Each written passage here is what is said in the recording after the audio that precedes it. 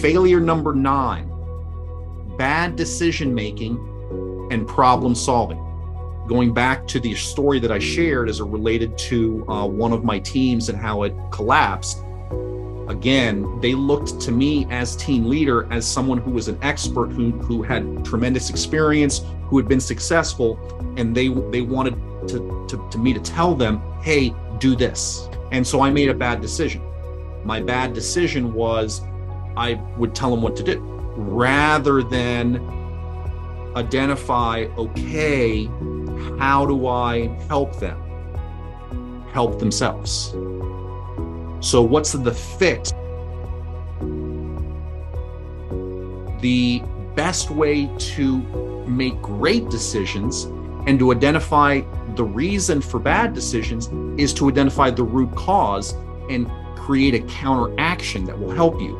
Now, what's the tool for that? It's called the 5 Whys tool. Now, to give you a quick frame on the 5 Whys tool, the 5 Whys tool was developed by Toyota, who was a Japanese industrialist and the founder of Toyota Industries, so the cars that some of us drive.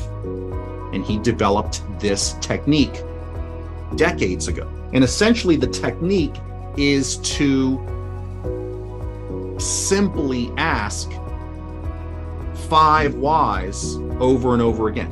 Okay, so what's the problem? So the problem was, let me share the problem that I had with that team before it collapsed.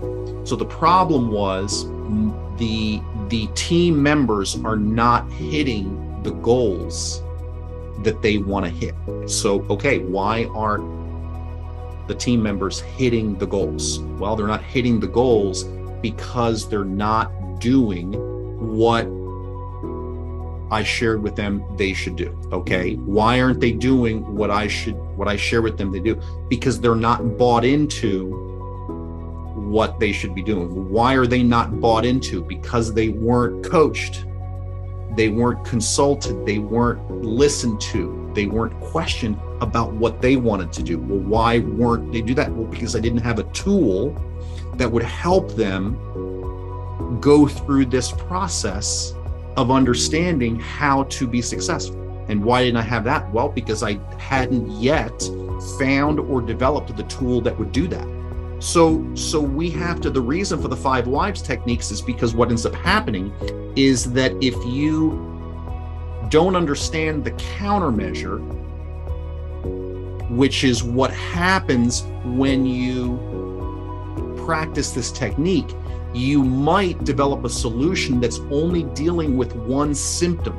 The other components are important to get to, right? It's important why, that they're not doing what I share with them that they should do. It's important to understand that. That is a symptom. That is a symptom of the problem. But I can't, if I try to solve that problem, then what's going to happen is I'm solving the wrong problem. I don't understand the root cause.